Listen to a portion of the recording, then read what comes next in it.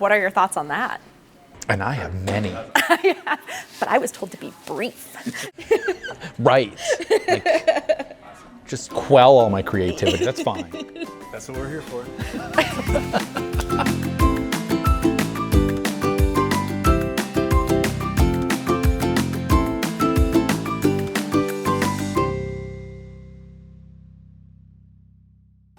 Did I say it right? Okay. Don't do that to me, Tony. Welcome to Coffee Break, a series where I sit down with Bolton & Menck employees to learn more about who they are and the services they provide. We're here in downtown Minneapolis at Cafe Ceres. It's a beautiful spot on a beautiful day, so be sure to come down and get some coffee and treats. Now we'll turn it over to our guest of honor. Thank you so much for being here today. Could I get your name, your job title, your office location, and most importantly, how you take your coffee?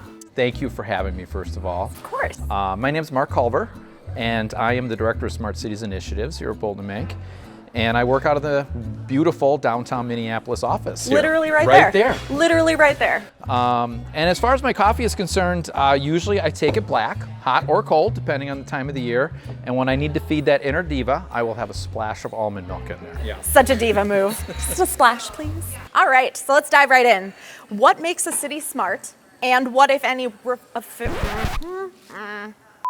makes a city smart? And what, if any, official requirements are needed for that title to be given? Yeah, there's no official certification for smart cities like there is for like Tree City USA or Green Step cities or anything like that. Okay. But I would say that, you know, smart cities is really more of a movement where we talk about using technology and applications to make city operations and planning and other aspects of government more efficient and just smarter. Hence the name. Yeah. Smart cities. What are some of the biggest benefits of implementing smart cities concepts, both for the cities themselves and maybe even for those who live in them? For the city, it really comes down to being more efficient and sustainable with their operations.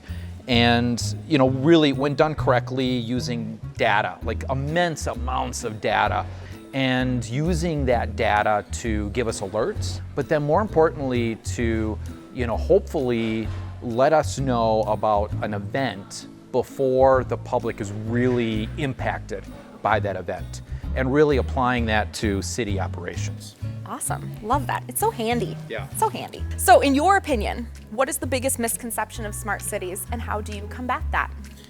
I would say the biggest I would say the biggest misconception from the public's perspective is that smart cities is really only for big cities.